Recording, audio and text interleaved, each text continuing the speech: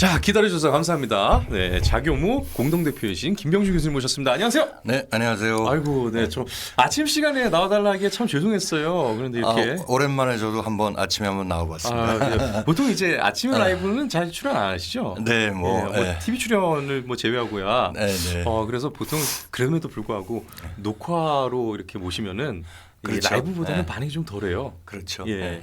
와주셔서 감사드립니다. 네.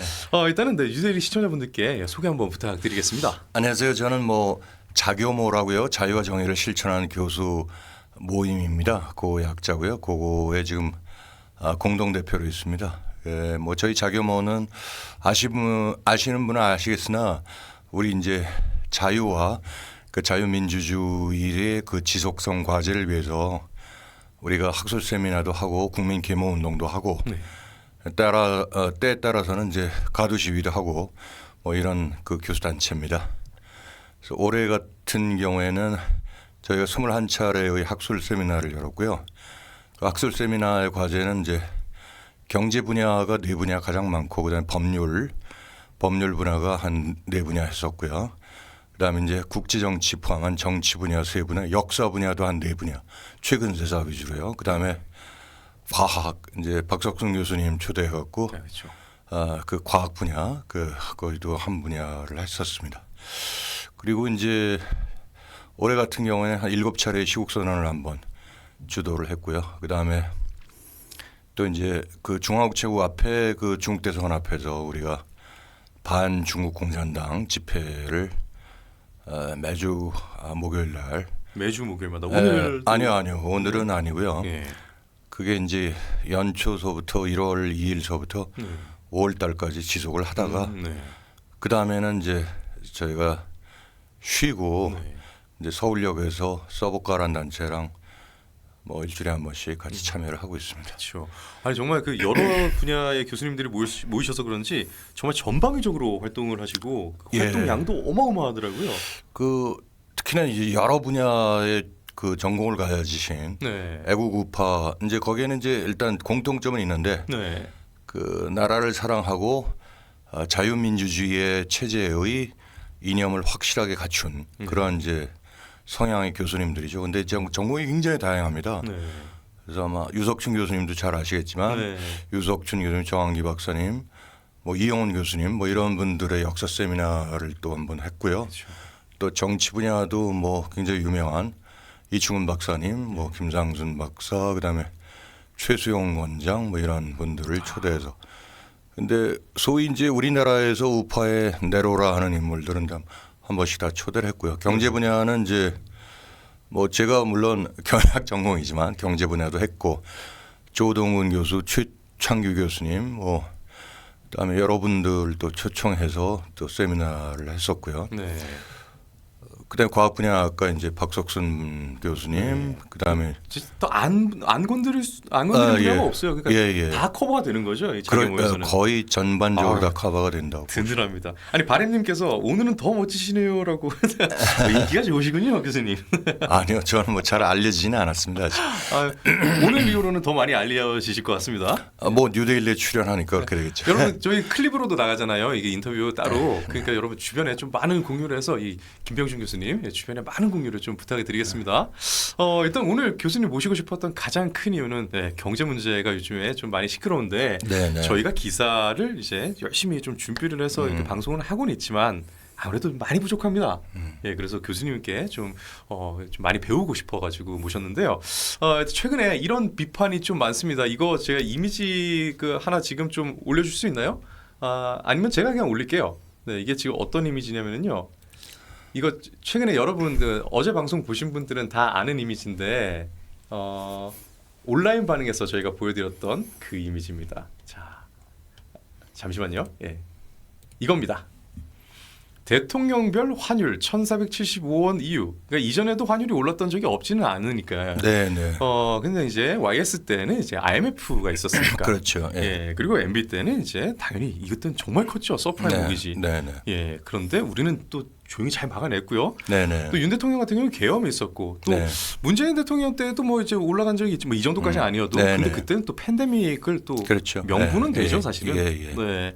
그런데 지금은 당선. 네. 예, 당선 자체가 재앙이다라는 얘기가 요즘 이래서 약간 밈처럼 많이 나오더라고요. 저는 그 환율이 올라가는 게 네. 기본적으로 경제 펀더멘털을 반영한 거라고 생각합니다. 네. 그래서 이제 아무래도 김영삼 대통령 때는 IMF가 왔으니까 예. 그 당시에는 뭐 이제 동남아 각국하고 우리나라 경상수지가 굉장히 최악의 경우를 얻었고 네. 그 다음에 이제 외환이 많이 부족했었죠. 네. 그래서 이제 결국은 말기에는 제 기억으로는 한 2,000원 가까이까지 환율이 치솟았습니다. 1,800원. 금리가 한 28%까지. 전 그때 이제 현장에서 있었으니까 아주 예. 똑똑히 기억합니다. 그래서 엄청나게 환율이 오른 적이 있었고요. 예. 그 뒤로 이제 서프라임 모기지는 이제 우리나라가 그렇게 큰 타격은 없었어요. 그렇죠. MB 정권 때는 비교적 선방했고요. 다른 나라 현재. 근데 그 IMF 뒤로 이제 최근이 더 굉장히 큰 위기라고 생각합니다. 근데 그 이유는 일단은 이제 경제 펀더멘털이 과거에는 우리가 그 소위 저 기간 산업이라고 했는 석유화학이나 뭐 그때 자동차도 있었고 뭐 네. 그게 너무 방만하게 너무 많은 공급 초과 현상을 빚었었고요. 네. 그리고 대내적으로는 소위 이제 자금이 부족하다 보니까 외화의 단기 외채를 끌어다가 그다음에 장기적으로 운영하는 그 편차 때문에 결국은 더욱더 외화 압박을 받았었는데 이번에는 이제 우리가 대중국 수출로서 주로 무역 수지 흑자를 유지하다가 네. 4년 전서부터 중국하고의 무역 수지가 이제 거꾸로 네, 그렇죠. 전향이 되고 모든 그 소위 우리가 소재 부품 장비의 산업이 중국을 리드를 하고 있다가 이제 거의 중국한테 자리를 완전히 빼앗기고 거의 수출 시장에서 우리가 이제 뒤로 밀려나는 그런 단계로 오게 됐습니다. 그리고 이제 오직 미국 시장만 한 해 뭐 600억 불, 700억 불 흑자를 유지하고 중국 시장은 200억 불, 300억 불 적자를 하고 뭐 일본에서는 뭐 만성적인 300억 불 정도의 적자.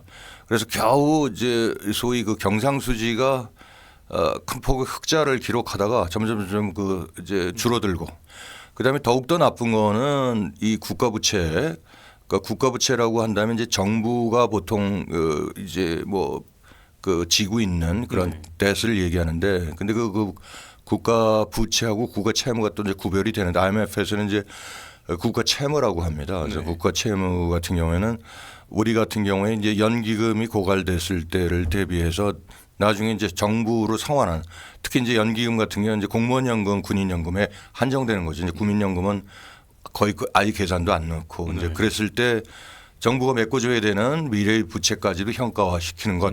그다음에 정부 투자기관 있죠. 예. 정부 투자기관이 그 거기서 이제 부채를 일으킨 거. 그것까지 다 사실은 외국 통계에서 포함된 우리나라는 아예 포함이 안 시켜요. 포함이 안 시켜도 겨우 지금 이제 GDP의 50%를 넘었거든요. 예. 근데 그걸 다 포함을 시키면 150%를 넘습니다. 그럼 세계 4위의 그 외채 국가가 되는 거예요. 세계 4위? 세계 4위의 국가 부채 과도 국가가 되는 거예요. 오. 그러니까 그거는 이제 그거 하나만 보더라도 그 거의 그 외환 위기의 가능성이 높다 이렇게 얘기할 수 있고 예. 더더구나 산업 펀더멘털이 굉장히 나빠지고 있어요. 아까 말씀드린 대로 네.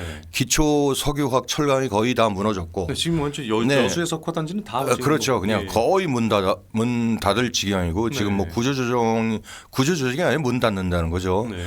굳이 살아남는 게 이제 자동차하고 반도체하고 그다음에 우리 방위산업 있죠. 예. 방위산업하고 2차 전지 뭐 이런 조선 뭐 이런 좀 개별 특수 분야인데 네.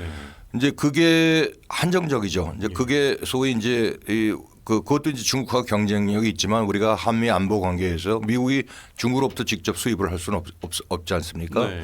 그래서 그것만 명맥을 유지하는데 이번에 더 중요한 거는 한미 간 관세협정 타결 과정에서 상당한 마찰이 있었고요. 근데 네. 우리 쪽 정부 발표하고 미국 쪽 발표하고 다른데 미국 쪽은 사실은 이재명 정부를 상당히 안 좋게 생각하죠. 정치적으로. 네. 뭐 예를 들어 Persian Revolution이라는 단어도 썼지만 이게 지금 너무나 그 정적을 숙청하는 뭐 공산당식 아니냐. 근데 그런 것을 예를 들어서 그 우회적으로 경제적인 그 압박을 사용한 게 바로 이제 예. 예를 들어서 자본 투자 같은 경우에죠. 그래서 그런 미국의 목적은 니네들 그러면 한국에서는 기업을 죽이게 하고 있거든요. 쉽게 예. 말해서 여러 가지 악법인데 뭐 예를 들어서 과거에 문재인 때 뭐 여러 가지 이번에는 이제 개정상법이라고 그래갖고 네, 그렇죠. 개정상법이 있고 그다음에 여러 가지 기업 억제 이제 노란봉투법도 있었고 그렇죠. 그다음에 이제 자사주를 의무적으로 소각하는 이것도 사실은 말이 안 되는 건데 그건 나중에 조금 더 그건 제가 다시 한번 여쭤보겠습니다. 뭐 이런 게 이제 거의 기업을 예. 하지 말 그러니까 문재인 때 나온 건 중대재해처벌법이죠. 그렇죠. 그게 아직까지도 그러니까 이제 그건 예를 들어서 예전에 이제 포스코 이엔수에서 중국인 하청 근로자가 사망을 했어요. 네. 근데 그걸 했다가 이 뭐 대통령이라는 작자가 직접적으로 야 이거는 사람을 뭐 죽이는 거니까 포스코 이엔수를 없애라. 그러니까 영업 정지를 시킬 방안을 이렇게 공공연하게 떠들면 안 되거든요. 예. 사실은 이제 건설 회사에서는 하청을 하는 그 와중에 언제든지 그 정도의 인명 사고는 일어날 수 있는 것이고. 네. 근데 이제 그것도 중국인 근로자가 사망을 했다고 이거는 뭐 오히려 포스코 ENC가 문을 닫으면서 몇천 명 몇만 명의 근로자가 15,000명 거의 근로자가 있는데 거기서 그 사람들이 고통을 한 사람 때문에 당해야 되느냐 이런 문제도 있어요. 저하고 이제 한국의 그 기업 옥죄기 법안 예. 그러면 그렇다면 니네들 그 주력 산업 조선이나 원자력이 이제 우리 플란트 부분이 강하거든요. 예.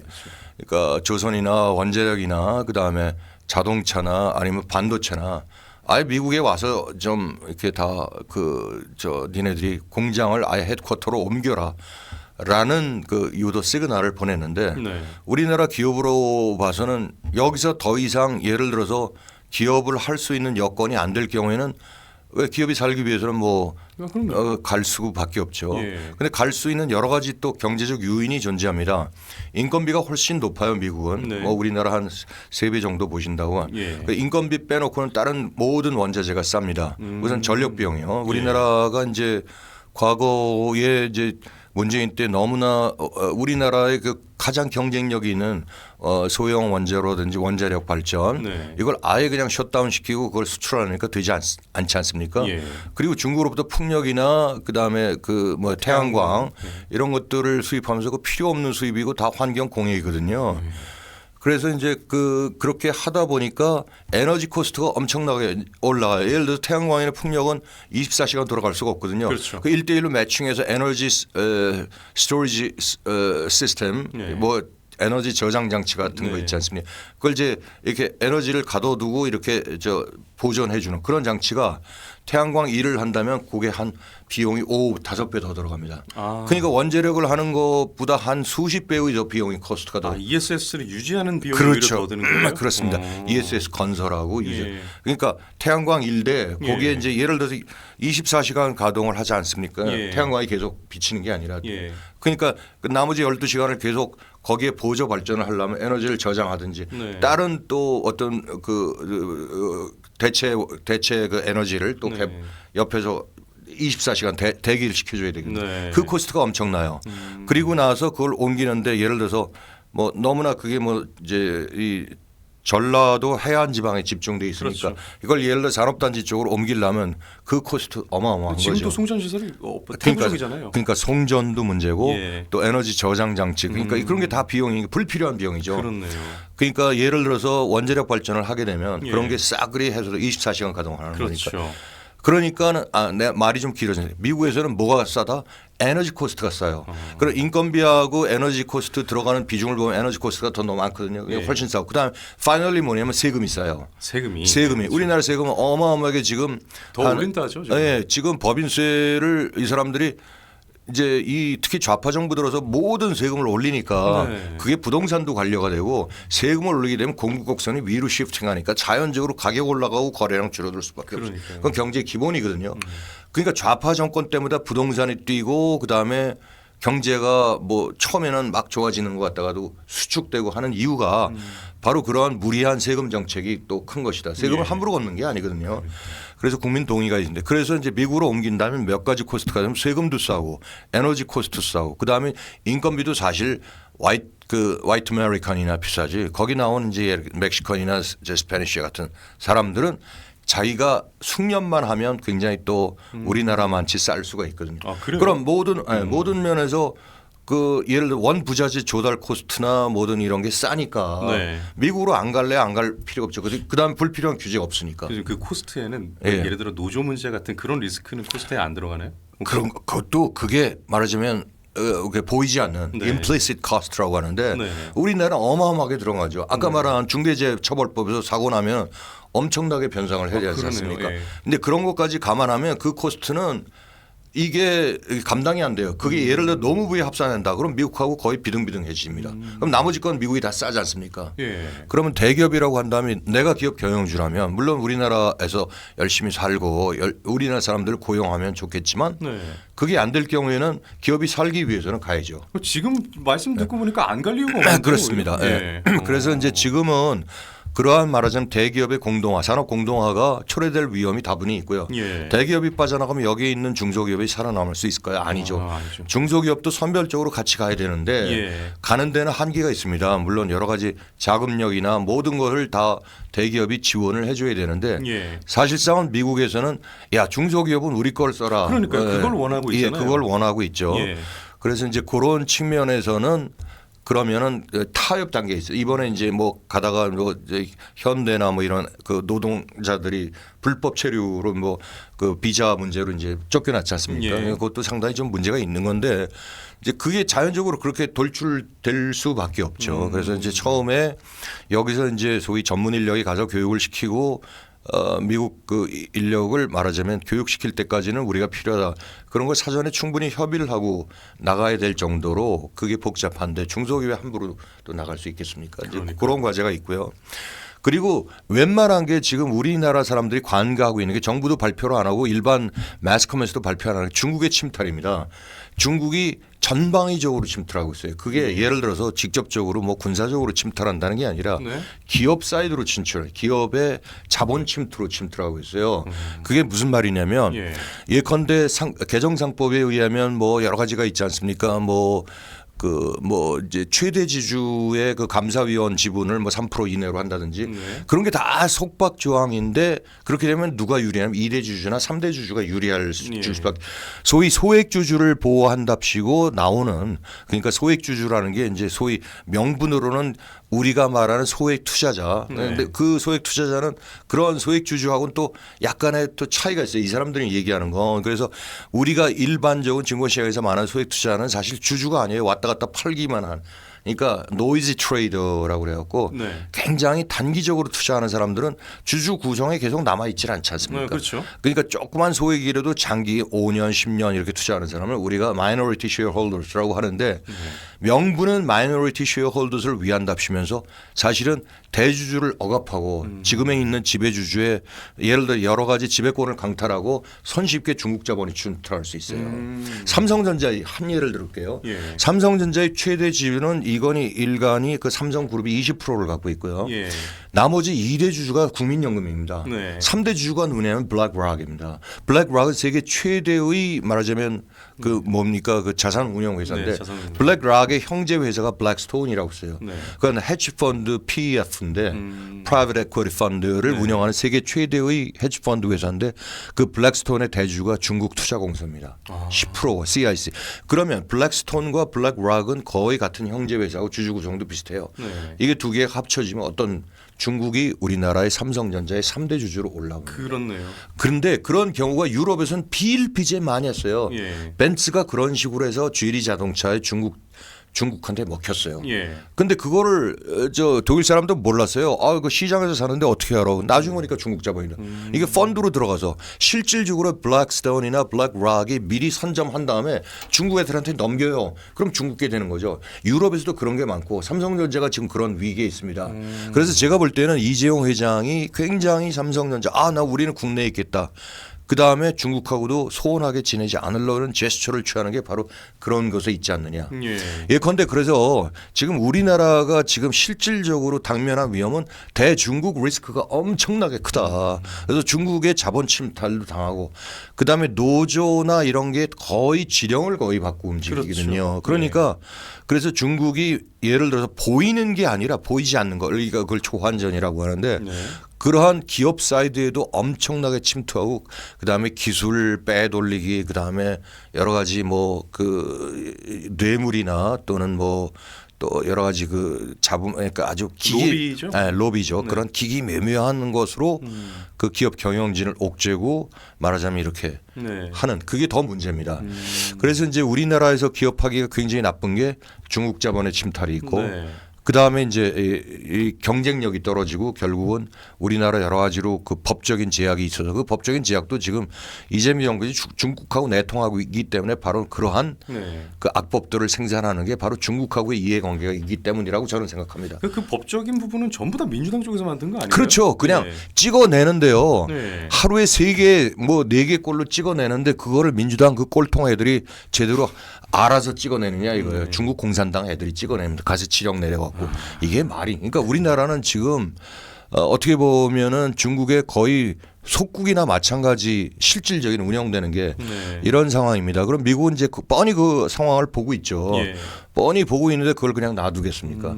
그럼 그럴 바야 니네들 와라. 네. 그 대신 우리는 경제를 관세 니네들이 그렇게 해주면 우리는 그 한 50% 매길 수밖에 없다. 그래서 이제 이번에 15%도 사실 면면을 뜯어보면 거기 철강이나 이런 게 포함이 안 됐거든요. 그렇죠. 철강도 50%잖아요. 반도체도 아직 확정이 안 됐어요. 반도체도 다른 나라에 비해서 예를 들어 불리하지 않게 이게 애매모호한 문구거든요. 그다음에 더 중요한 게 있어요.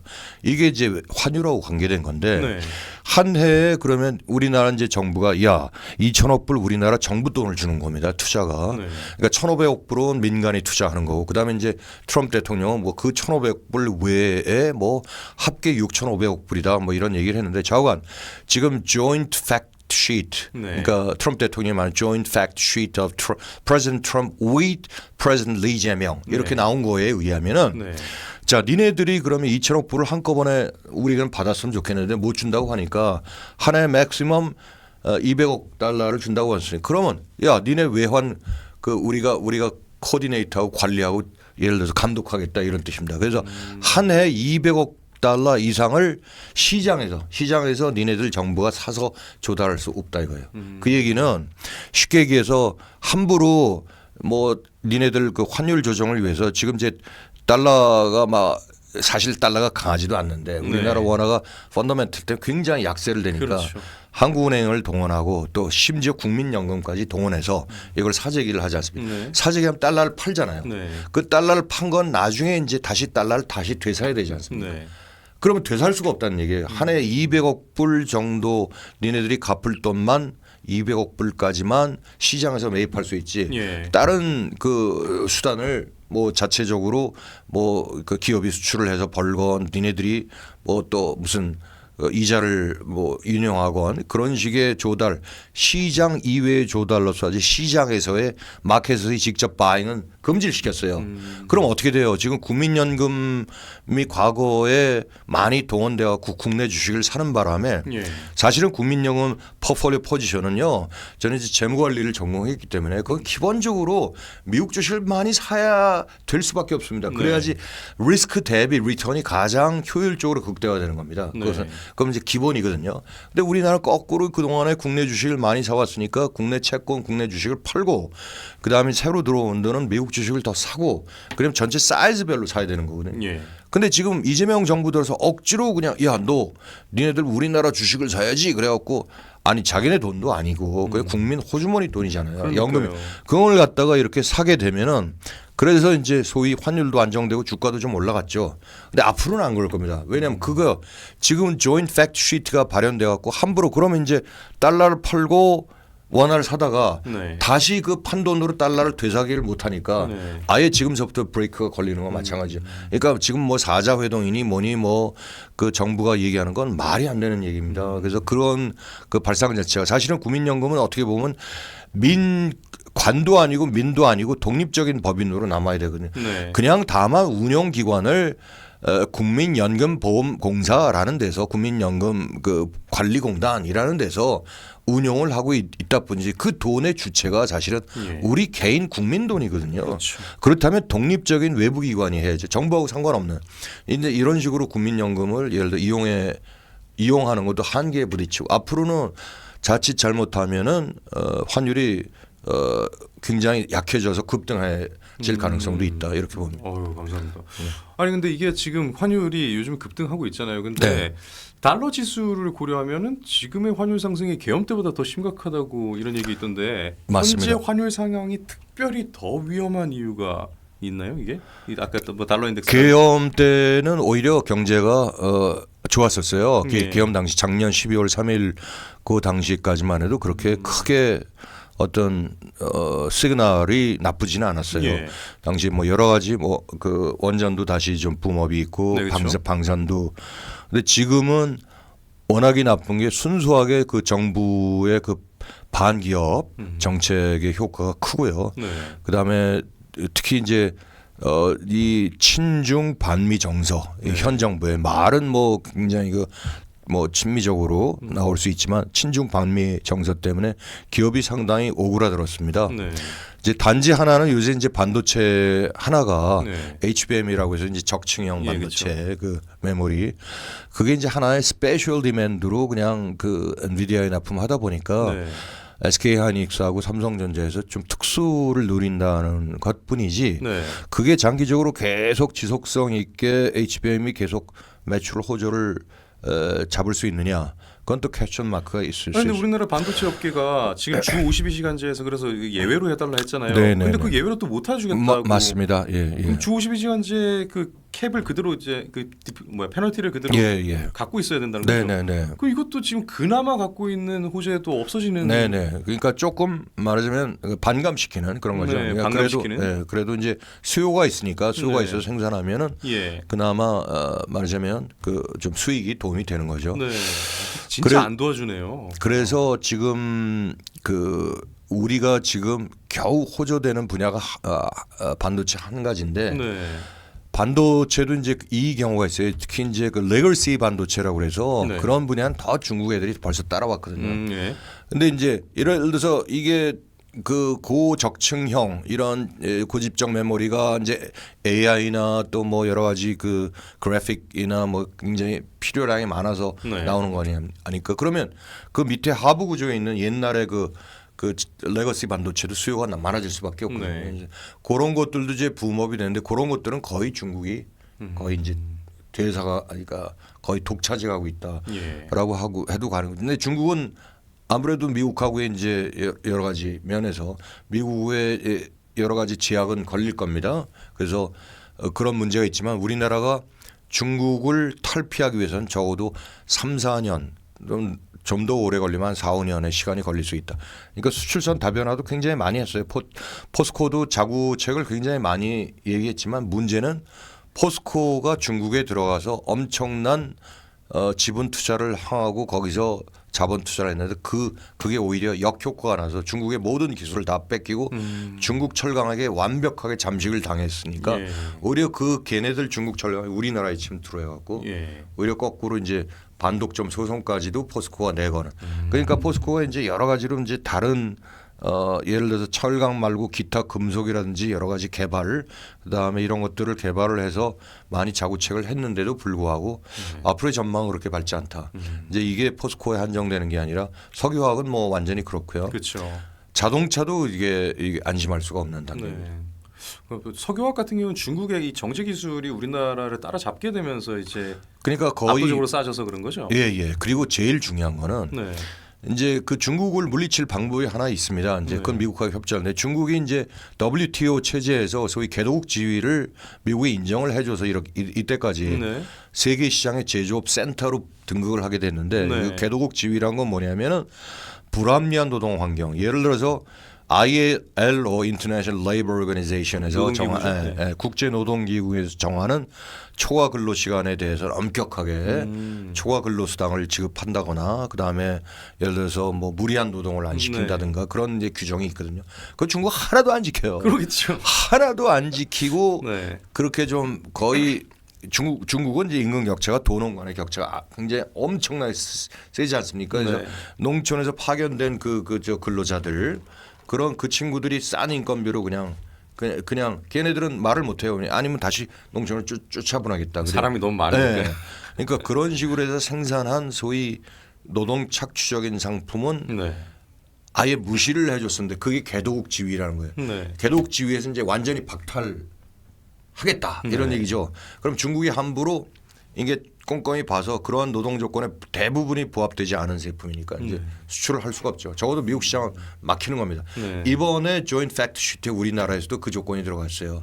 우리나라에서도 강제 노동이나 네. 예를 들어서 국제 노동에 부합되지 않은 상품의 수출을 할 땐 제동이 걸립니다. 네. 그러니까 바로 이제 그거는 사실은 중국을 염두에 둔 거지만 우리나라도 지금 신한염전에서 그래서 신한염전이 그래서 미국이... 조사를 들어온 겁니다. 아, 예. 그래서 그렇군요. 근데 그 정도의 존 팩트 시트가 이제 발현될 정도면 사전에 상당히 많은 교감인데 우리나라 정부는 딴 말 하고 있지 않습니까? 네. 그리고 저 캐시 파텔이 와갖고 이렇게 조사를 하는 것도 네. 사실상 엄청나게 그 전서부터 사전 정지 작업이 돼서 조사를 나온 거예요. FBI는 이미 다. 그럼요. 그럼 우리나라 같은 경우에는 네. 대부분이 ILO를 준수하고 있는데 네. 진짜 이례적으로 그 신한염전들 같은 게 생긴 거잖아요. 그게 이제 예. 바로 중국인의 무비자 입국 허용하고도 관련이 있고 예.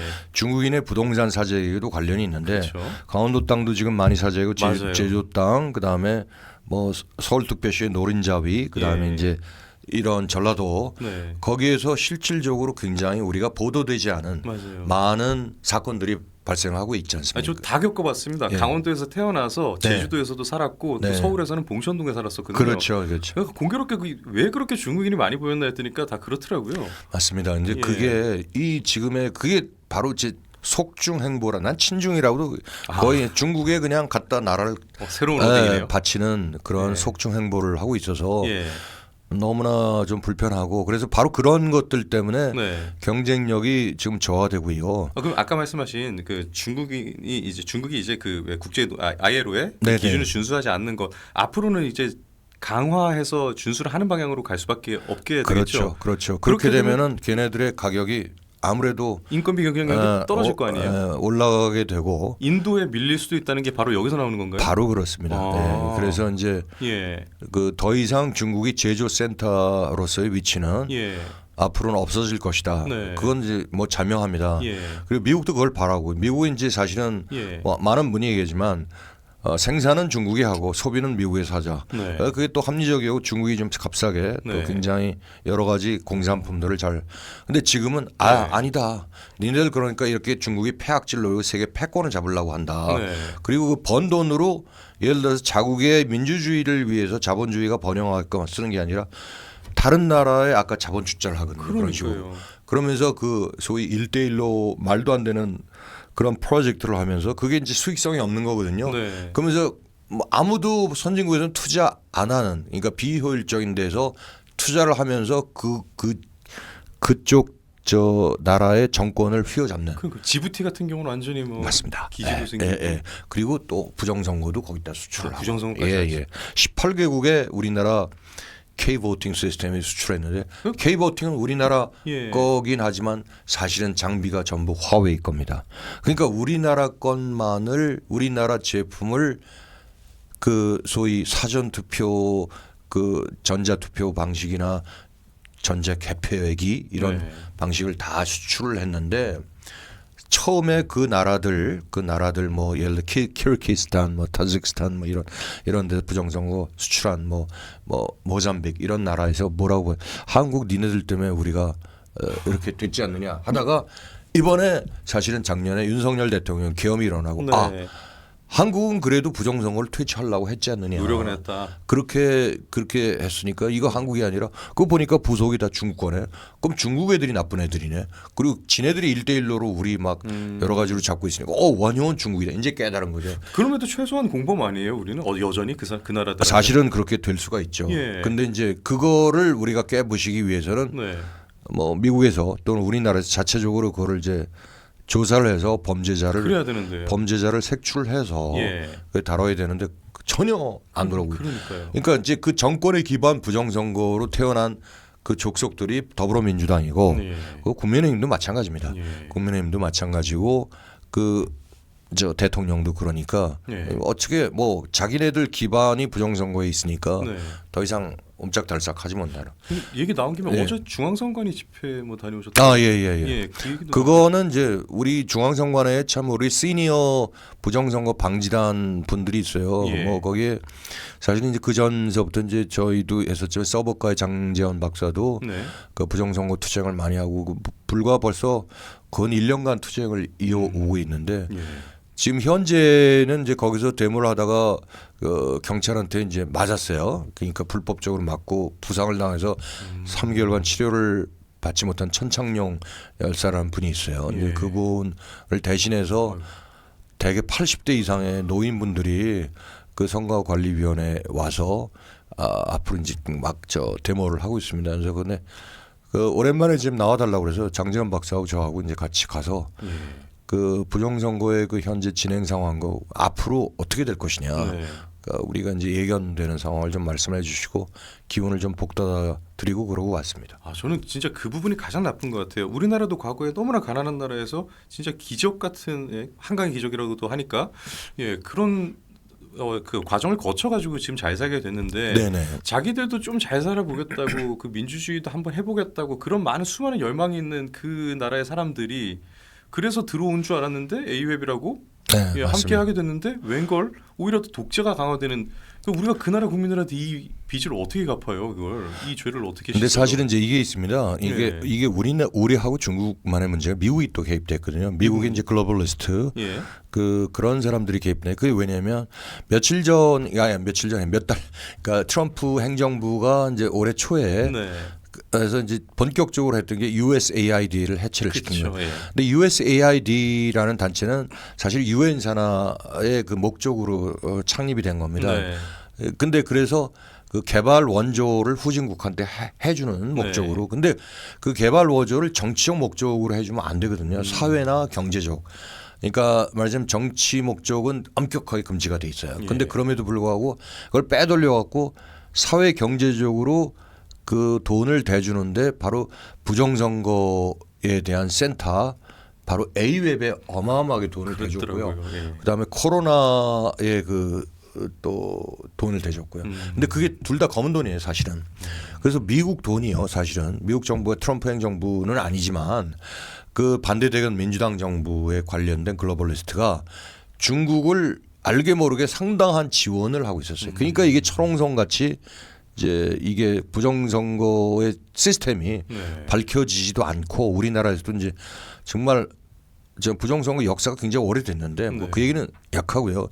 그게 제대로 밝혀지지 않은 문제가 바로 그런 식으로 저 미국의 글로벌리스트 그다음에 중국 공산당 그다음에 우리나라에 이제 이렇게 된 이게 철옹성 같이 지키고 있으니까 이게 제대로 해부가 안 되는 겁니다. 그래서 부정선거를 우리나라에서 하는 것도 굉장히 쉽지가 않은 게 이게 그 뒤에는 중국 공산당이 엄연히 자리 잡고 있고 그다음 이제 글로벌리스트도 아직까지 저항하고 있잖아요. 다미니언 시스템 뭐 이런 게 다들 사실 어디 거냐면 중국의 작품이고 우리나라 그때 이제 그 죽은 사람 있죠. 이재용 회장이랑 같이 중국을 갔다가 갑자기 딸 결혼식 가서 심장마비로 죽었던 이사회 부의장인가 하여튼 그 친구가 있는데 그 친구가 그때 칼기를 타고 그 말하자면 부정투표지를 갖고 인쇄된 중국에서 인쇄된 입체를 갖고 그 미국의 비행기를 타고 가서 전해주는 모습이 실질적으로 전달이 됐죠. 아 그래요? 예, 그분이 이름을 까먹었는데. 저도 기사로 봤습니다. 근데 그 사람이 바로 그 사람이 삼성전자의 부회장이라고요. 그 친구가. 삼성의 부회장이 그 역할을 왜 맡았을까요? 그러니까 그걸 이제 모르겠어요. 그러니까 이제 그거를 삼성전자의 부회장이 그 더미니언 시스템에 공급하는 모든 그 또 뭐 가짜 투표지를 옮겨 갖고 이제 그게 잡혔어요. 잡혔는데 그 뒤에 이제 중국에 갔다 오고 피살된 건지 저 정말 살해된 건지 모르지만 좌우한 뭐 심장 마비로 사망을 했다고 급사를 했다고 나오죠.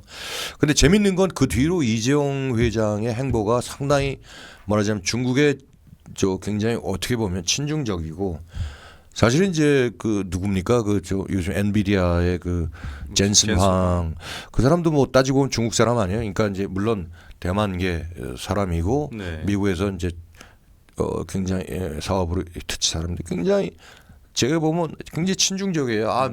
미국이 우려되는 부분이 뭐 AI에 이걸 같이 발전시키려면 중국에 수출을 꼭 해야 된다. 트럼프랑 만나. 지금 소위 엔비디아가 잘 나가고 있어서 그런지 모르지만 네. 엔비디아가 영원히 승자라는 보장이 전혀 없거든요. 네. 그리고 뭐 자기네들이 지금 쿼넌 컴퓨팅이나 뭐 양자 컴퓨팅 이런 것도 다 하겠다. 웃기는 얘기예요. 그거를 이때까지 기술 역사를 보면은요. 예. 어떠한 자이언트 기업이 모든 기술을 다 커버하고 이렇게 나간 사례가 없습니다. 항상 무너지게 되고 그리고 새로운 강자가 출현하게 돼 있거든요. 예. 그래서 저는 이제 그것도 좀 웃기게 보는데 네. 좌우간 그런 이런 백그라운드가 있어서 네. 여러 가지 그 문제, 그러니까 부정선거라는 문제, 그 다음에 또 이런 산업 공동화가 처한 문제, 예. 우리나라 경제가 굉장히 암울하게 된 원인, 그 다음에 뭐 경제뿐만 아니라 여러 가지 그 사회 전반적으로 이렇게 위축된 원인이 네. 다 사실은 그 원흉이 바로 중국 공산당에 있다 이렇게 말씀을 드릴 수가 아까 있습니다. 교수님께서 시청자분들께 자기모 소개하신 네. 딱 그 타이밍 이후로 네. 지금까지 계속 먹구름이 계속 몰려오고 있는 그런 느낌을 받거든요, 제가. 네, 네, 네. 근데 지금 IMF가 이제 우리나라에 대해서 이제 뭐 권고하는 그런 기사도 최근에 자꾸 보게 되고, 그런데 이제 IMF 우리 한번 맞아보는 입장에서 네. 저는 이제 초등학교 6학년 때가 그때였거든요. 제가 중학교 다닐 때는 불문율이 있었습니다. 친구들끼리 아버지 뭐 하시냐 이거는 절대 안 물어보기. 그렇죠. 상대방이 네, 네. 서로 간의 매너였어요. 왜냐면 실직하신 분들이 하도 많았으니까. 근데 뉴스에서 IMF만 봐도 지금 다시 걱정이 되는 건 사실입니다. 교수님께서는 아무래도 보통 사람들처럼 뉴스로만 접하는 게 아니라 실질적으로 많이 정보가 있으시니까 제2의 외환위기 사태의 이 현실성에 대해서 어느 정도로 우려를 하고 계신가요, 교수님 같은 분은? 뭐 저는 뭐 일어날 수밖에 없는 그런 현실이고요. 그리고 한번 이게 이제 외환 위기가 닥치면 과거의 외환 위기 때처럼 금세 1년 만에 이제 원조를 받고 뭐 그때 뭐 여러 가지 구조조정을 해서 일어설 수 있었지만 네. 지금은 과거하고 굉장히 또 다르고 훨씬 더 심각하다 이렇게 봅니다. 아니 몇 프로 정도 예상하시는데 지금 100%라 하신 거예요, 그러면? 거의 100% 예. 뭐 이제 시점에 따라서 좀 다르시겠지만 거기 이제 조건이 있죠. 지금 현 정부가 이런 스탠스를 유지하고 있는 한 무조건 외환 위기가 올 수밖에 없다. 이렇게 이제 저는 진단을 하고 있고요. 예. 과거에는 살아남을 수가 있었어요. 이제 여러 가지 공적 자원 원조로 해서 산업이 다시 이제 리세틀 돼 갖고 부흥할 수 있었는데 지금은 산업 기반이 세틀되기가 어렵습니다. 그래서 저는 조금 비관적으로 봐요. 그리고 당시에는 뭐 이제 그때 뭐 여러 가지 금융기관도 뭐 단자회사 없애버리고 네. 그다음에 이제 뭐 통폐합해버리고 그래서 이제 상당히 그리고 또 우리나라한테 굉장히 치명적인 네. 뭐 해치펀드나 이런 걸 많이 이렇게 허가를 시켰고 그래서 우리나라 국부 유출도 사실 많이 된 건 사실인데 네. 우리 이미 지금 그 다 개방 다 된 상태니까 예. 더 이상 그때처럼 뭐 파격적인 조치를 할 것도 없어요. 그리고 이제 더 이상 어떤 치유할 수 있는 수단이 없다. 그러니까 이거는 한번 오기 시작하면은 예. 일단은 뭐 걷잡을 수 없을 것이다. 더더구나 이제 미국이 우리나라하고 관세 협정할 때 그럼 달러 스왑이라도 좀 무제한 스왑이라도 완벽하게 거절했지 않습니까? 거절했잖아요. 그건 뭐 당연히 그럴 수밖에 없죠. 예. 그러니까 체제를 더 중요시하는 안보 동맹으로서의 우리나라가 네. 삐딱한 행보를 받고 있는데 네. 예컨대 그렇게 이제 뭐 예를 들어서 뭐 숨 넘어갈 때는 또 살려줄 수 있겠죠. 네. 근데 그 정도의 차원이지 무제한으로 예를 들어 스왑 협정을 하면은 외환 위기가 사전에 방지되는 효과가 있거든요. 네. 뭐 그럴 필요 없다 이렇게 나오는 거죠. 그러니까 미국도 거의 뭐 외환 위기가 날 수 있다는 거를 기정사실로 하고 이번에 그 팩트 시트를 교환한 게 아닌가 이런. 우리 대한민국의 IMF가 그러니까 외환위기를 겪는 거는 뭐 그럴 수도 있다, 벌어질 일 수도 있다라고 가정을 하고 있는 거네요. 지금. 네네 저는 거의 난다고 생각을 해요. 그러니까 시점이 문제인데 예.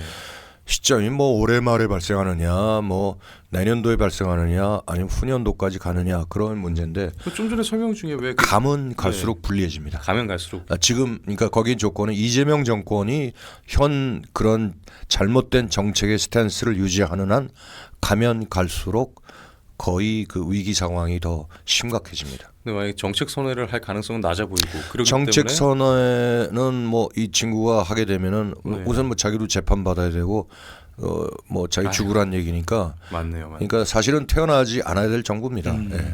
아유, 그 경영권 방어 얘기해 주셔가지고 예. 이거는 저는 꼭 좀 여쭤보고 싶었는데 네. 자- 3차 그 상법 개정 그리고요 자사주 그 소각. 소각도 그 아주 잘못된 겁니다. 예, 우리나라는 미국하고 달리 경영권 방어할 수 있는 수단이 없어요. 네. 예를 들어서 포이즌 필 같은 건 뭐냐면은 그러니까 이 최대 주주가 네. 그 경영권을 방어하기 위해서 아주 싸게 자기 주식을 더 늘릴 수 있는 네, 그런 그 방안을 해준 거거든요. 네, 그 다음에 이제 차등 의결권주. 네, 그렇죠. 구글이나 뭐 딴 데서는 그러니까 같은 한 주 한 쉐어가 아니라 그러니까 한 주를 갖고 있는데 의결권이 20배 또는 100배 이렇게 주어져요. 네, 그러면 경영권 방어가 되죠. 그렇죠. 그러니까 미국의 대기업들은 다 그런 게 있습니다.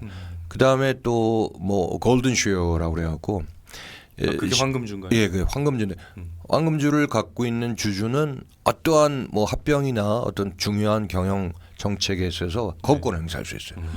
우리나라는 그런 거 전혀 불허하고 있거든요. 예, 그럼 자사주로서 우리가 경영권을 그것도 이제 그 약간 수동적으로 방어하는 기능인데 네, 자사주를 사게 되면은 일단 지분이 희석이 되지 않습니까? 네. 그러니까 예를 들어서 100억이 있었는데 10억을 자사주로 흡수한다 그러면 예를 들어 똑같은 30억의 지분이 과거엔 30%였는데 10억을 의결권이 이제 주어지지 않은 자사주를 흡수하되면 90분의 30이니까 33%로 늘어나게 되잖아요. 말하자면 이제 그 지금의 최대 주주의 말하자면 권리가 좀 더 강화되는 측면이 있죠. 예, 그러니까 자사주를 네. 이제 예를 들어 그럼 나중에 이제 또 가격이 오르면 다시 팔기도 하고 그러는데 자사주를 의무 소각시켜라 그러면 무조건 자사주를 살면 그거를 주주한테 서비스 차원에 나머지 주주가 똑같이 배분돼야 되니까 의무 소각시켜라 하는 얘기는 경영권 방어를 하지 말라는 얘기나 똑같거든요. 지금 사실상 적대적 M&A에 예, 예. 대항하는 유일한 수단이에요. 유일한 수단이에요. 유일한 수단. 유일해요? 예. 없어요 전혀. 근데 예, 그래서 뭐 아까 말씀드린 여러 가지 대항 수단도 없는 상태에서 네, 오히려 뭐 중대재해처벌법이니 노란봉투법이니 개정상법이니 상법 네. 여러 가지 있었지 않습니까? 예. 그것도 예전에 제가 4월 달인가 그걸 다 분석을 해줬는데 그런 것들은 기업을 하지 말라 하는 의미나 똑같습니다. 근데 독일 같은 경우는 뭐 10%를 초과하는 자사주는 다 소각을 한다 뭐 그런다고 하던데 네네. 예, 그 독일도 그런다 하면서 우리도 독일도 예를 들어 경영권 방어 조항이 있죠. 네. 거기도 아까 말한 차등 의결권이나 이런 게 다 부여돼 있고 다른 시스템이 있고 그러니까 있고 나서 그거를 예를 들어서 이제 그걸 좀 자사주를 주주한테 돌려줘라는 취의 10%인 그 소각하는 거 그건 말이 되는데 우리나라 경영권 보호 조항이 전혀 없는 상태에서 자사주를 전량 의무 소각해야 된다 말이 안 되는 거죠. 그럼 아까 교수님께서 말씀하신 중국이 지금 자본으로부터도 엄청나게 지금 들어오고 있는데 바로 중국 자본의 침탈을 용이하게 해주는 수단 중에 하나입니다. 그것도. 그러니까 이게 말이 안 되는 거죠. 예, 또 상법 개정안에 의하면 또 뭐 여러 가지가 있었는데 그때 네. 뭐냐면 그 뭐 의결권 그러니까 예를 들어서 또 이 집중 투표제죠. 집중 예. 투표제라는 게 뭐냐면은 소액 주주가 네, 예를 들어서 이사가 A, B, C라는 사람이 있어요. 그럼 네. A 각각, B 각각, C 각각 하면 무조건 대주주가 유리하죠. 예. 나 이 사람 이사로 쓰겠다. 그러면 C라는 사람이 소액 주주 편인데 이게 하나씩 투표를 하게 되면 A는 되고 B는 되고 C는 안 되게 되지 않습니까? 예, 근데 똑같은 투표자가 집중 투표제를 하면은 소액 주주가 나는 A 각각, B 각각, C 각각 하지 말고 C에만 A, B 할 거를 몰아줘서 하겠다라는 게 집중 투표제거든요. 그러니까 소액 주주는 예를 들어서 10% 갖고 있는 소액 주주가 한 사람이 있는데 C에 있다면 C의 석주를 몰아내서 30%를 줄 수가 있으면 이 C가 이사에 될 가능성도 있지 않습니까? 네. 이런 게 집중 투표제인데 문제는 소액 주주 보호 차원에서 집중 투표제를 한다는데 악용이 됩니다. 대주주를 견제하고 있는 중공산당이 많은 C 이사를 민다면 그러니까요. 그런 예. 식으로 해서 무조건 치명적인데요. 이거? 그러면은 그 이사가 건건이 예. 이사회 주주총회에서 이제 뭐 이렇게 얘기를 하죠. 네. 그러면 이제 그렇게 망해가는 거죠. 그러니까 그런 독소 조항이 굉장히 많으니까 명분은 아까 말씀드린 대로 마이너리티 쉐어홀더스 소액주주를 우대한다. 근데 네. 실은 소액주주를 우대한다는 게 현 지배주주를 약화시키고 중국 자본이 침투할 수 있는 길을 손쉽게 열어줬다. 이게 본질입니다. 그래서 그때 그 발표했던 어떤 장관인가 뭔가 하는 자가 웃기는 얘기를 했어요. 그러니까 이거를 시행해 보다가 안 되면 뭐 개정을 할 수도 있죠 이러니. 안 되면 말고. 아니 그럼 안 되면 아니 그럼 처음부터 문제점인데 그런 입법을 하지 말아야지. 네. 뭔 놈은 안 되면 말고. 그래서 내가 그 중국 자본이 이렇게 해서 다 먹은 다음에 지네들이 먹은 다음에 다시 롤백 시키겠구나 이런 생각이 들어요. 안 되면 말고가 아니라 예. 그런 음흉한 놈들이에요. 그래서 나는 이제 이 정부가 국민을 속이고 이런 식으로 기업을 막 팔아먹고 이게 매국 행위죠, 매국. 그래서 너무 좀 암울합니다. 그래서 이제 웬만한 경제학자들은 사실 그런 걸 다 파악을 하고 있는데 네. 웬만한 방송에서 그걸 제대로 얘기를 안 하잖아요. 네. 뭐 실어주지도 않고 저는 이제 물론 이제 한미일보라든지 이런 데서 많이 떠들었고 계속 칼럼을 기고하고 계시잖아요. 네. 근데 이제 좌우간 그런 문제가 너무 많습니다. 그래서 그런 게 스톱이 되지 않는 이상은 네. 외환 위기는 뭐 절대적으로 온다 이렇게 봅니다. 그리고 이제 또 한 가지 말씀, 아까 제가 모두에 잠깐 말씀을 드렸는데 네. 지금 이제 그 국가 부채가 50%를 넘어서 위험하다는데 실질적으로 국가 채무의 그 통계 포지션은 150%가 넘거든요. 그렇죠. 그건 뭐냐면 아까 말한 정부만의 부채가 아니라 정부가 투자한 정부 투자기관, 네. 그 협력업체 말하자면 그런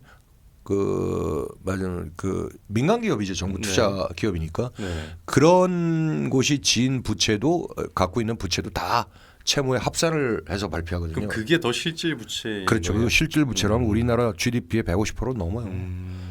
그러면 그게 세계 4위입니다. 이야. 근데 외환 보유고 GDP 대비 외환 보유고는 엄청나게 낮은 편이에요. 세계 뭐 한 12위 정도 됩니다. 우리가 IMF 이후에 외환 네. 보유고를 꽤 늘렸다고 하는데 그럼에도 지금 한 4,100억 정도, 예. 4,100억 달러 정도 되는데 금세 그게 이제 기본적으로 외환 보유고가 왜 생기느냐 말씀드리면 아주 간단한 건데 네.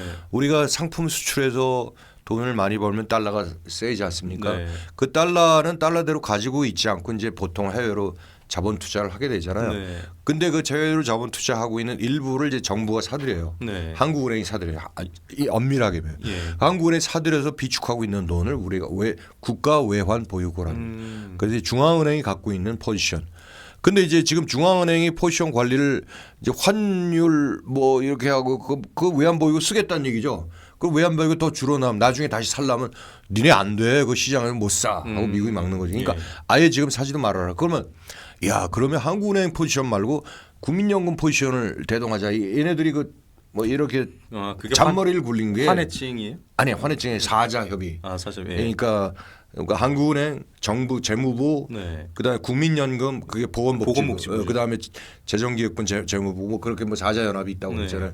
그게 그 환 관리를 하겠다.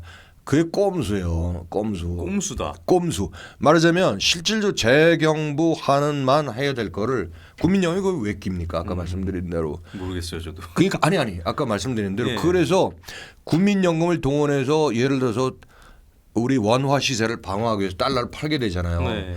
달러를 팔게 되면 국민연금은 사적 기관이니까 다시 시장에서 살 수 있다라는 논리인데 그거는 국민연금을 망하게 하는 길입니다. 장기적으로. 왜냐하면은 이거를 말씀드릴게요. 연금의 원래 성과라는 거 퍼포먼스는요. risk adjusted return. 그러니까 리스크가 커야지 리턴이 많이 날 수밖에 없어요. 예.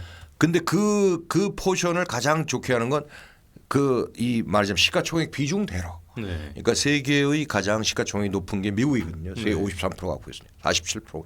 그럼 47%를 국민연금은 미국 주식을 사는 게 좋고 나머지 우리나라 1.1%예요. 우리나라 주식에 대해서는 1.1%만 사야 되는데 그럴 수는 없죠. 우리나라를 많이 알고 있으니까.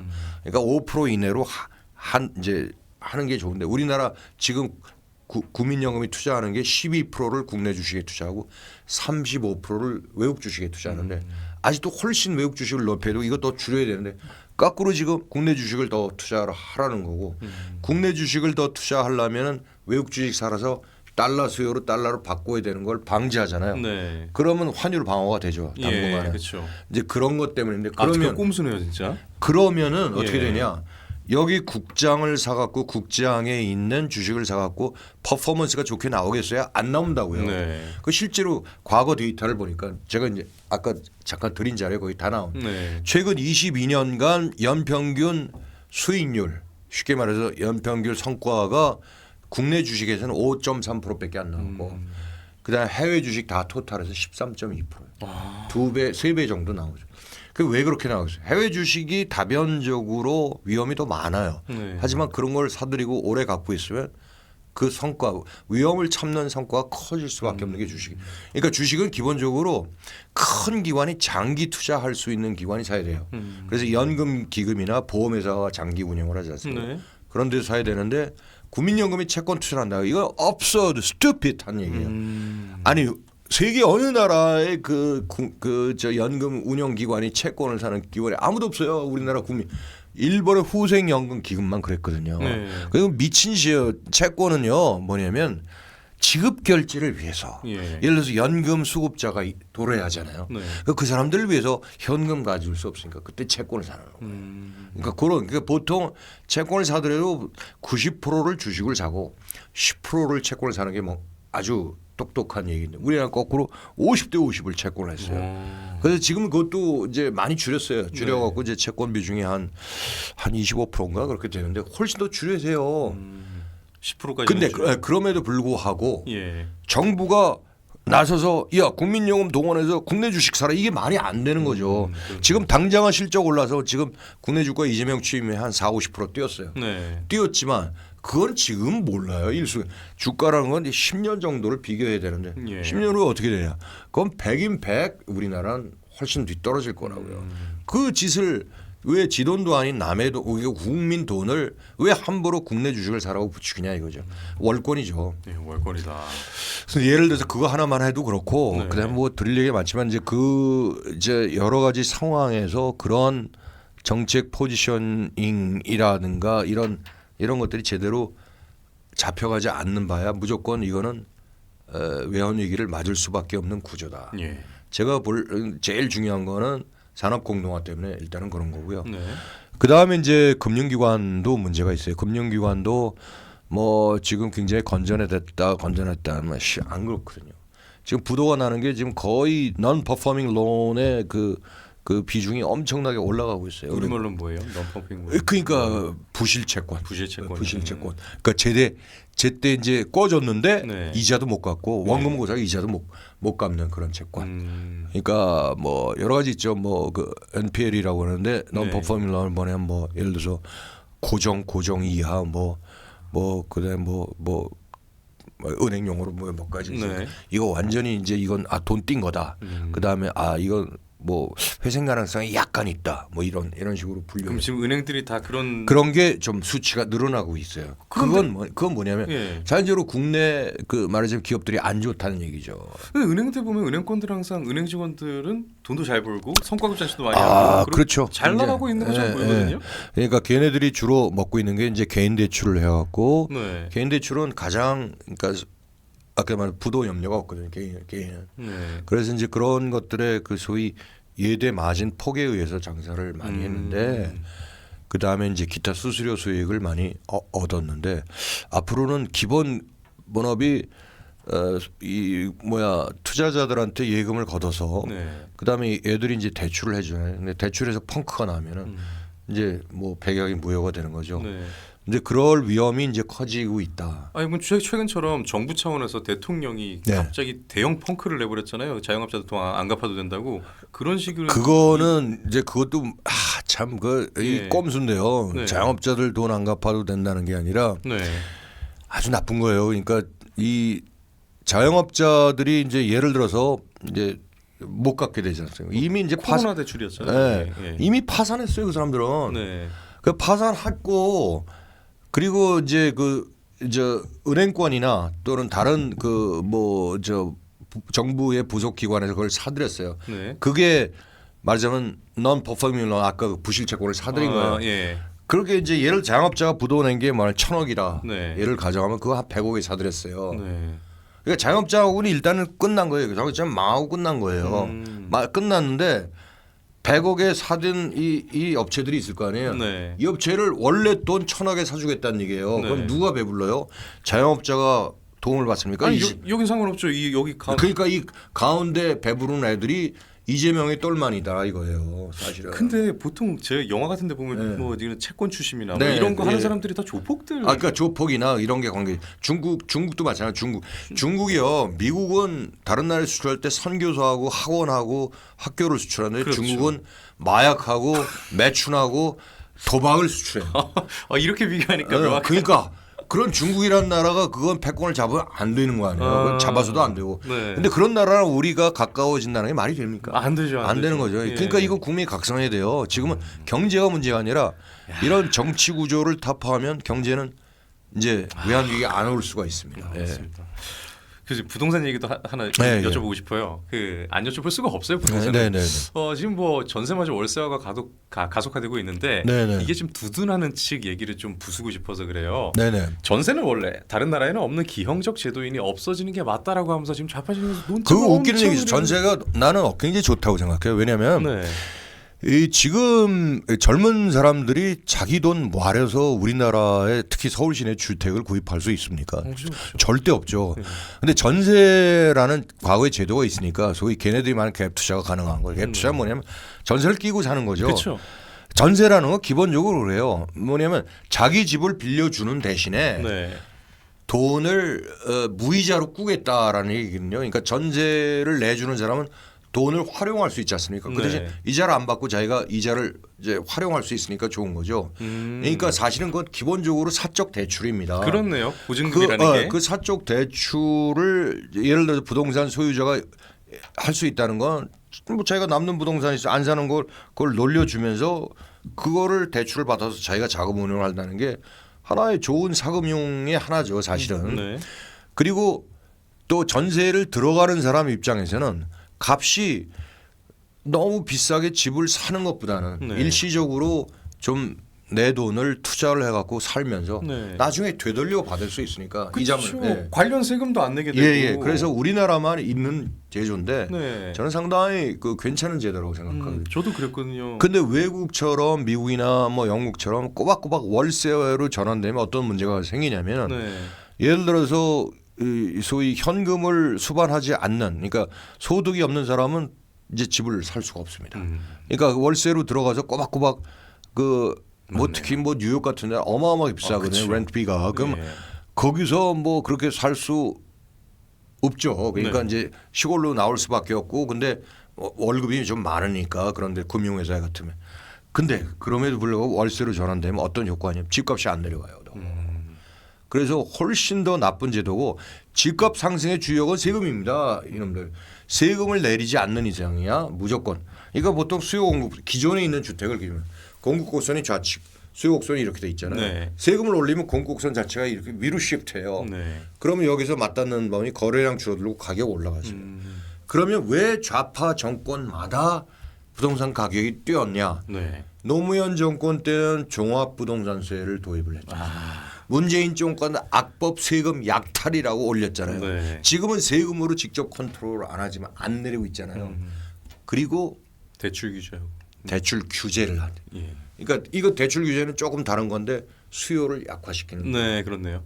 수요를 약화시키니까 예. 이제 다시 오히려 국내 사람들한테 수요를 악화시키고 나 웃기는 게 그 대출 규제 부동산 사지 말라면서 그 물꼬를 주식으로 털었어요. 네, 그렇죠. 주식으로 사서 이제 거지 만들려고 그러고. 자 일단은 지금 저기 이재명이 집권하고 네. 솔직히 50% 떴어요. 주가가 50% 뛰었는데 그 주가를 딱 몇 명 뛰는 것만 뛰었어요. 뭐 하이닉스, 삼성전자, 그렇더라고요. 그리고 뭐 저 대형주 몇 예. 가지. 나머지는 더 박살이 났습니다. 그 정작 개미들은 돈을 못 벌었대요. 네. 예. 나머지 박살 날 수밖에 없죠. 그 주식이 나쁘니까 박살 나는 거죠, 사실은. 네. 그러니까 뭐 기관이 그걸 살 수도 없는 거고. 네. 그럼 개미들은 올라간다. 뭐 정부가 뭐 5천 포인트 시대다 이렇게 설레을 가니까 여기 부동산도 우리가 대출 규제에 막혔는데 에이 그걸로 주식 사갖고 먹고 나중에 돈 벌어서 주택 사자 이렇게 될 거 아니겠어요. 네. 그래서 제가 볼 때는 죄송한 얘기지만 지금 대부분이 이렇게 대출 받아서 더더구나 주식을 절대로 남의 돈 특히 대출 받아서 주식하지 마십시오. 망하는 지름길입니다. 와, 지금은 그러니까 그렇게 되면 가계 부채가 더 심각해지잖아요. 비투하면 큰일 난다. 예. 그러면은 그 가계 부채도 외환 위기의 직접적인 원인이 될 수가 있다. 과거처럼.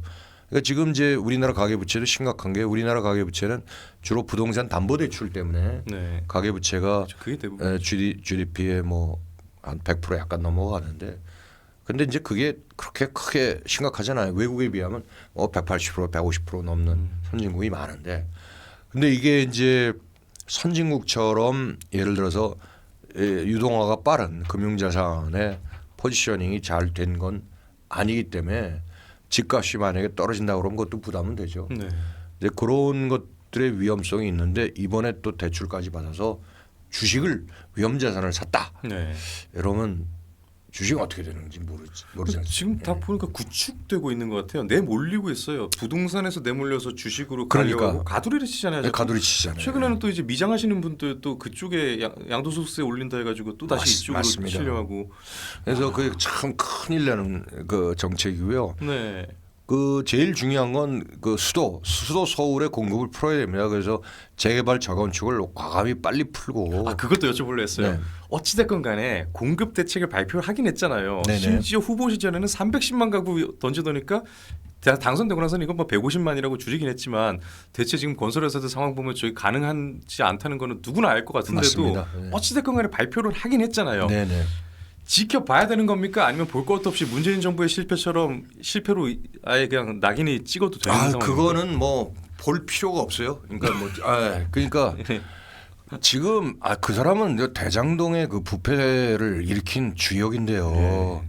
아니 그게 말이 됩니까? 원주민한테 싸게 그냥 완전히 헐값으로 강매를 해놓게 하고 지네들이 다 독식 한마디로 이제 뭐 수원이 뭐 그러니까 뭐야 저기 성남 시청이 먹었다는 얘기가 아니라 다 몇몇 개 민간한테 다 그렇죠. 보라는데 지 입맛 포켓된 거 아닙니까? 네. 어찌 됐든지 간에. 네.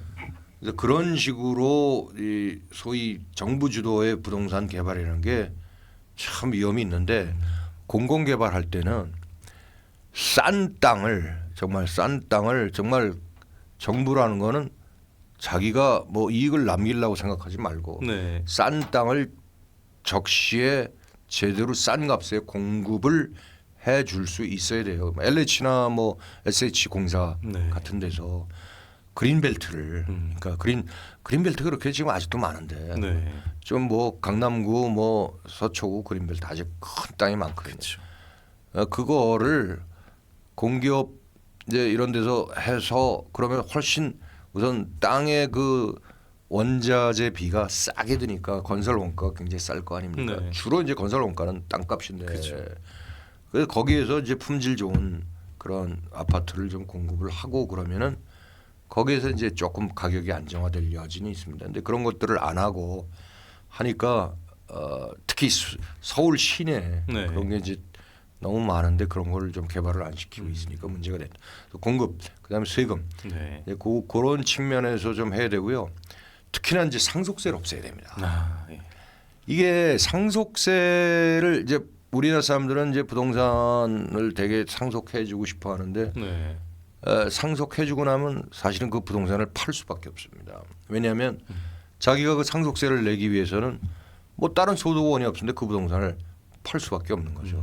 그러니까 팔게 되면은 또 물론 서큘레이션이 일어나는 건 좋은데 그 문제가 있어요. 그러니까 오래 간직하며 할 수 있으면서 뭐 다시 또 유용하게 뭐 저 임대를 준다든가 하는 게 아니라 그걸로 이제 세금을 내기 위해서 또 자금을 빌릴 수가 있잖아요. 네. 근데 그렇게 되면 또 개인 부채가 더 커질 수 있는 거거든요. 뭐 개인의 부동산이든 심지어 기업도 마찬가지잖아요. 그러면 기업도 마찬가지죠. 예. 그러면 이제 자기가 이자를 내려고 팔려면은 좀 비싸게 내놓을 수밖에 없습니다. 간직을 못 하네요. 결국은 이놈의 예. 세금 때문에 너무 전 세계 최고라고 하죠. 네, 전 세계 최고입니다. 네. 그러니까 지금 세금이 이제 부동산 세금 세 가지인데 처음에 살 때 내는 취득세, 네. 그다음 이제 보유하는 보유세는 보유세. 두 가지가 있죠. 네. 재산세하고 종합부동산세. 그다음에 팔 때 내는 양도소득세. 이게 다 세계적으로 높아요. 이게 세계적으로 제일 높아요. 근데 미국은 어떻게 됐냐면 주별로 다르거든요. 네. 주별로 이제 부자주인 동해안, 서해안에 있는 LA, 그러니까 LA 쪽에 있는 캘리포니아주하고 뉴욕주는 좀 비싸요. 특히 이제 보유세, 그러니까 네. 예를 들어서 보유세는 비싸더라도 이 사람들이 성실하게 잘 냅니다. 왜냐하면 그 유인이 되는 게 자기가 내는 세금으로 거기 공무원들을 먹여 살리거든요. 그리고 그 공무원들이 직접적으로 서비스를 잘해요. 자꾸 고지라. 우리나라는 예를 들어서 내가 내는 보유세로 뭐 성북구에서 보유세를 낸 성북구청이 잘해주는 거 아무것도 없거든요. 그러니까 그런 그렇죠. 우리나라는 뭐 세금 많이 낸다고 더 해주는 거 그리고 없잖아요. 그 사람들은 컴플레인을 직접 할 수 있습니다. 그러니까 이제 공무원이나 학교나 이런 게 그 군민 주민들이 낸 그 말하자면 보유세 갖고 그 지방세죠. 그 네. 지방세를 갖고 학교 공공시설을 직접 운영하기 때문에 아예 그냥 직접적으로 불평도 제기하고 여러 가지로 컨트롤을 할 수 있는 장치가 있어요. 아, 많이 내는 사람에게 예예예. 그리고 이제 그 또 그 벽보나 네. 이런 걸 통해서 계속 오프닝을 하고요. 근데 우리나라는 그게 아니거든요. 보유세는. 그럼 사실은 보유세가 부정확합니다. 보유세라는 건 갖고 있는 재산에 대해서 세금을 내는 거니까 그 네. 경제학적으로 사실 그런 재산에 대해서 과세하는 건 옳지 않거든요. 네. 소득의 흐름에서 과세를 해야지. 그렇죠. 네. 재산이 많다고 과세하면 그 재산이 결국은 없다면 재산을 팔아갖고 국가에 헌납하는 말하자면 공산주의 체제로 돌아간다는 얘기거든요. 그러니까 사유재산을 부정하는 개념으로도 발생할 수 있어요. 근데 미국은 이제 예를 들어서 그런 뉴욕주나 캘리포니아주 빼놓고는 보유세가 거의 없어요.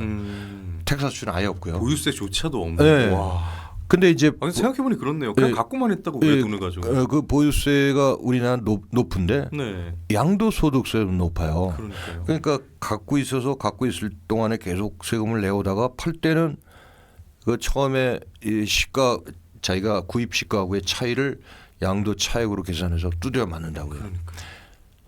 근데 그러면은 안 좋죠. 보유세를 낸 만큼 양도소득세를 탕감을 해주든지 네. 아니면 보유세를 아예 없애고 네. 양도소득세만 계산할 때 그러니까요. 하든지. 어차피 반영이 다 되잖아요. 가치 그렇습니다. 상승 반영이. 예. 그래서 이제 그게 그리고 또 양도소득세도 사실 좀 지나치게 높아요. 그러니까 이 과징이 미국에 비해서 너무 높고 네. 사실은 상속세를 내가 없애라는 이유는 상속세를 받으면 좀 상속 받는 시점에 그 당시에 뭐 예를 들어 공정가치 시가 뭐 무슨 가치가 있잖아요. 네. 거기에서 상속세를 매기게 됩니다. 그러면 이제 매기게 되면 그 공정가치가 시가보다 되게 낮게 평가되거든요. 네. 그래서 이제 100억짜리 뭐 건물을 부모한테 상속을 받았다. 근데 이제 공정가치를 보니까 그게 50억이 되더라. 50억에 대한 상속세를 25억을 냈다. 예를 들어서 가정합니다. 그럼 25억을 냈으니까 100억을 받고 25억을 없으니까 아마 은행에서 꼬아서 낼 거예요. 네. 그다음에 이제 그 100억짜리를 파는데 시가대로 그냥 100억에 팔았다 이거예요. 네. 근데 이 사람은 공짜로 받은 거 아니에요. 네.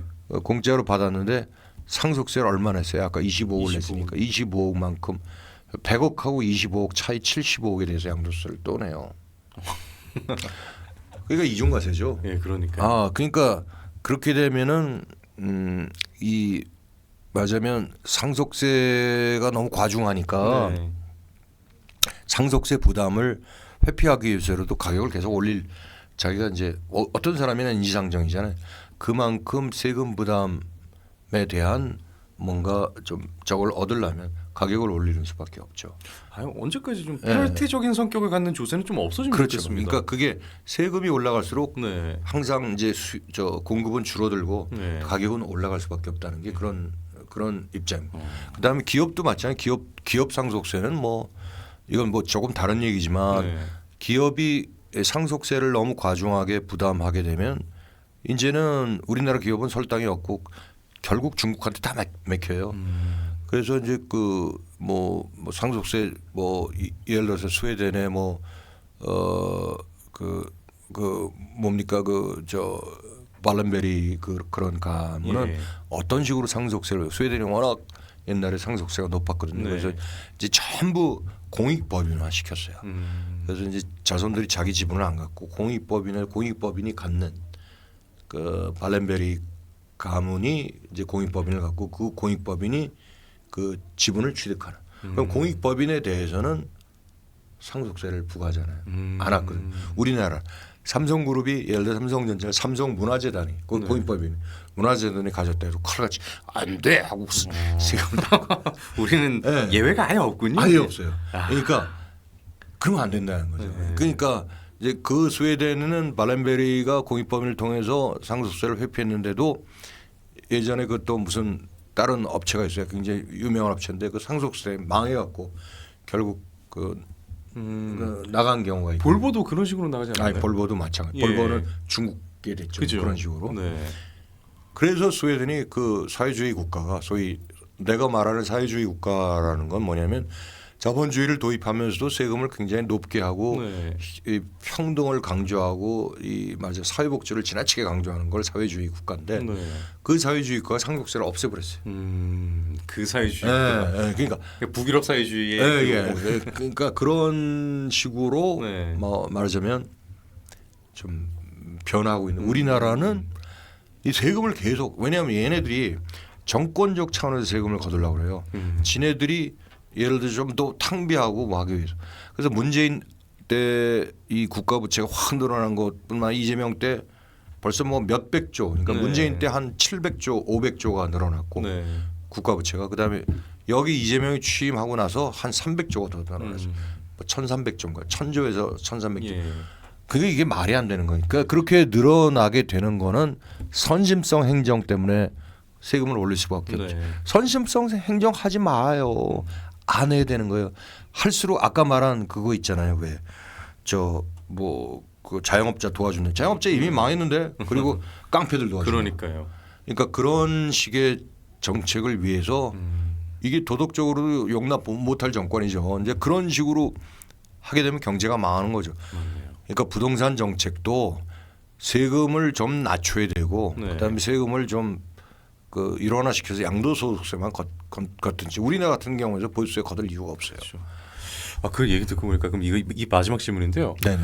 이게 마지막으로 보면은 외교, 그러면 물가, 부동산, 게다가 방금 말씀하신 공정과 소통 부분도 어디 하나 이게 문제가 없는 곳이 없는데 여론 지지율이 여기에 반응을 안 하는 것 같거든요. 그거는 뭐 이거 이거 왜 저는 그 그렇습니까? 부정선거 때문에 그러는데 아주 단언할 수 있어요. 부정선거 때문에 네. 선거는 이미 지나갔잖아요. 선거관리위원회에서 과거에 이제 우리가 그 지금은 이제 그 바코드를 쓰는데 QR 코드를 썼지 않습니까? 예. QR 코드를 쓰면 QR 코드에 딱 하면 거기에 인포메이션이 뭐가 들어있는지 모르는데 거기에 누구의 투표했나 그런 것까지 다 나온대요. 어디에 살고 누가 하고 예. 뭐 누구의 투표했다는 거 그 이 저 사전 그 뭐야 사전 투표에서 딱 컴퓨터 시스템에 하면은 네. 그래서 그걸 방지하기 위해서 바코드로 대체를 해라 해서 결국 되는 과거에 했던 2020년 총선에 했던 그 QR 코드의 투표자가 그대로 남아 있지 않나요? 그렇죠. 이미 데이터는 있잖아요. 그 데이터가 축적된 게 우리나라 국민인데 우리나라 국민의 한 사전 투표를 많이 홍보했기 때문에 적어도 한 45%의 데이터는 확보됐습니다. 네, 저도 자, 그 정도 될 것 같아요. 예, 그러면 그게 모집단인데 네. 실질적으로 예컨대 그 모집단에서 실질적으로 부정선거가 없었다면 네. 한 65%의 우파가 있었고 35%의 좌파가 있었을 텐데 이거를 여론조사 업체나 신문사 등에서 여론조사를 한다 할 때는 그걸 이렇게 반대로 세팅해서 줘요. 여기에 있는 35% 좌파를 70%로 늘리고 여기에 있는 65% 우파를 30%로 줄여갖고 합산해서 이게 모집단이다 해서 나눠주면 어떤 여론조사 업체가 여론조사를 하더라도 예를 들어서 뭐 전화를 그건 인적 사항이 들어가는 거니까 네. 전화를 하건 아니면 뭐 예를 들어 유선 전화를 하건 뭐 밤중에 하건 뭐 무선 전화를 하건 방법에 따라서는 약간의 차이가 있을 수 있어도 그 좌파 70대 우파 30이 변하겠습니까? 안 변합니다. 근데 좌파 중에도 이제 진절머리 이재명이 너무 좀 못하니까 꼴보기 싫다. 그러니까 여론의 추이는 중요하죠. 네. 예, 그러니까 추이는 중요한데 여론조사는 저는 여론조사 그의 본질적인 그 몇 프로다 몇 프로다 전혀 신뢰를 안 합니다. 수치 자체는 예. 네. 그럼 어떤 어리석은 자가 이렇게 얘기해요. 당신 말이야 그 여론조사가 얼마나 정확한데 그 여론조사로 국회의원 뭐 지역구를 해보니까 6대 4로 내서 저쪽 더불당이 당선대로 나오는데 선거를 해보니까 똑같이 6대 4로 나왔어. 이건 어떻게 설명할? 그거야 그 당연히 설명이 되죠. 선관위의 데이터 모집단이 그렇게 해줬으니까 여론조사를 그렇게 되고. 근데 여론조사대로 그렇게 준 거대로 조작 선거하면은 사전투표 조작하면은 당연히 그렇게 선거가 귀결되는데 그거야말로 그렇게 되는 건데 그거를 모른다. 그 어리석은 사람이죠. 그래서 이거는 여론조사 업체가 사기를 부리는 게 아니고 예. 그 다음에 신문사가 사기를 부리는 게 아니고 네. 바로 중앙선거관리위원회가 부패 집단이고 거기가 나쁜 집단이니까 잘못된 모집단 데이터를 조작해서 주니까 그런 결과가 나와요. 예. 사실 이게 그 많은 분들이 오해하고 있는 게 그 언론사 여론조사 결과를 발표하는 언론사나 의뢰하는 그건 언론사 전혀 죄가 없어요. 아니면 그 그걸 시행한 의뢰 기관인 여론조사 기관은 사실은 이게 우리가 정치를 다루는 여론조사를 하려면은 중앙선거 여론조사 심의위원회에다가 신고를 해야 되거든요. 신고를 하고 그 데이터를 받아야 돼요. 그러면 이제 통신사로부터 이 맞습니다. 안심번호를 받을 수 있게 하잖아요. 맞습니다. 그 번호를 받고 그걸로 돌리는 거기 때문에 그 두 기관이 뭘 할 수 있는 건 없습니다. 없어요. 예, 그 상위인 이 진짜 선관위가 선관위가 문제죠. 네. 선관위가 부패 집단. 그래서 어제도 제가 성토를 하고 왔습니다. 선관위는 부패 집단, 범죄 집단이에요. 그래서 거의 이미 뭐 채용 네. 문제만 해도 뭐 그럼요. 존재할 수가 없는 집단이죠. 그리고 그 채용 문제로 감사를 시작했는데 이미 해킹이 외부에서 1, 2, 3, 4, 5로 하고 해킹이 다 노출되고 선거 결과도 뒤바꿀 수 있고 사전투표로 다 완전히 당락을 뒤바뀔 수 있고 이게 다 나오는데도 지금 쭈구대고 저렇게 있다는 건 뒤에 무시무시한 거대 세력이 중국 공산당이다. 그 중국 공산당을 위해서 일하는 지금의 위정자들 한 줌에 안 되는 그런 사람들은 각성해라. 이런 얘기죠. 국민들이 들고 일어나야 됩니다. 사실. 뭐 바꿔 얘기하면은 중국 입장에서는 그 한 줌이 안 뜨는 애들만 포섭했으면 되니까 정말 참 그렇죠. 거기에 또 침투하기 쉬운 나라였겠네요. 어마어마하게 뭐 걔네들이 착취한 돈으로 사실 그게 우리나라 돈이에요. 우리나라 재벌 기업한테 말하자면 그렇게 기술 착취, 기술 탈취, 예. 도둑질을 해갖고 지놈들이 벌어 돈 갖고 그 돈 갖고 이상한 데 쓰는 거예요. 인력 매수, 그 다음에 뭐 예를 들어서 뇌물 이런 것을 해갖고 그 뭐 예를 들어서 중앙일보 저기에 천억을 썼다고 그랬죠. JTBC에서 텐센트가 텐센트. 예. 텐센트가 지가 무슨 돈이 있어 천억을 쓰겠어요. 그 텐센트나 뭐 모든 중국 기업은 중국 공산당이랑 똑같은 애들이 그렇죠. 그렇게 뺏은 돈으로 쓰는 거죠. 그러니까 우리나라가 좀 억울한 거예요. 야 그렇네요. 오, 교수님 오늘 진짜 카테고리가 무궁무진했어요. 조금 넓은데 그럼에도 불구하고 관점은 단 한 가지입니다. 예. 중국 공산당이 나쁘다. 그리고 중국 공산당이 우리 경제하고 정치를 갉아먹고 있다. 네. 그리고 거기에 기생하는 세력은 각성해야 된다. 이게 뭐 깨끗한. 저 오늘 여기 라이브로 강의 너무 잘 들었습니다. 아유. 그 교수님 다음에도 또 나와주실 수 있나요? 예, 뭐 저는 언제든 자주 불러주세요. 뵙고 싶은데 네네. 그리고 이렇게 차제에 이렇게 지금 이 카테고리가 말고 벗어나는 카테고리는 또 다른 교수님들도 자규모로 다 이렇게 구성하고 계시면서요. 굉장히 뭐 좋은 분들이 많아요. 그래서 예. 제가 뭐 많이 추천해요. 그럼 뉴데일리와 아예 콜라보를 이렇게 해서 네, 좋아요, 그것도. 네, 쭉 이렇게 오시는 네, 건 네, 그것도 좋은 것 같은데요. 우리 이제 중앙집행위원회 네. 그러니까 정치 분야, 경제 분야, 또 사회 분야, 교육 분야, 네. 의료 분야, 그다음에 역사 분야, 네. 그다음에 또 뭐 문화예술 분야 뭐 아주 다양하게 있습니다. 그러니까 그런 분들을 같이 얘기 들어보면 재밌을 거예요. 저는 적극적으로 모시고 싶으니까요. 네. 예, 시간이 되시면 꼭 좀 알려주십시오. 네, 네, 네. 그 교수님께서도 꼭 또 네, 와주시고요. 네, 네. 와 정말 네. 여러분 저는 오늘 바로 옆에서 들어가지고 더 감사한 시간이었던 것 같습니다. 이게 참 일을 한 게 아니라 공짜로 강의를 이렇게 듣는 기분이어서 회사에도 굉장히 감사드린 마음이 드네요. 자 여러분 내일은 이제 금요일이어서 박영석 사무국장님 모시고 이명박 재단 사무국장님 모시고 또 이제 이슈 추적을 진행을 할 텐데요. 내일 주제를 미리 지금 잠깐 좀 말씀드릴게요. 내일 주제는 잠시만요. 이게 지금 좀 정리를 해서 말씀드려야 돼가지고 이게 지금 중국이 이제 관련된 얘기입니다. 예, 국적표시법에 대해서 이번에 X에서 국적표시를 하고 나서 일본에 침투된 이런 세력들도 다 중국이었고 우리나라 이재명 대통령을 지지하는 그런 계정도 다 중국이었잖아요. 과거 우리나라도 이제 국적표시제를 하려고 했다가 실패한 바가 있었고 여기에 대해서 좀 깊숙이 들어가 볼 거니까 내일 이슈 추적도 많은 시청 부탁드리고요. 그리고 여러분 오늘 저희가 잠시 후에 또 이제 오후 한 그쯤에 이제 이 오늘 인터뷰 김병준 교수님과의 인터뷰를 클립으로 또 올릴 거잖아요. 그 영상을 주변에 좀 많은 공유를 좀 해주십시오. 그래야 교수님께서 그래도 다음에 또 나와봐야겠구나 이런 생각이 드실 테니까 네, 또 모시고 싶거든요. 그러니까 여러분의 많은 공유를 부탁드리겠습니다. 자 오늘 마지막까지 함께해 주신 여러분께 진심으로 감사드리면서요. 네 그리고 출연해 주신 교수님께도 진심으로 감사드리면서 오늘 방송 여기서 마무리하겠습니다. 시청해 주셔서 고맙습니다.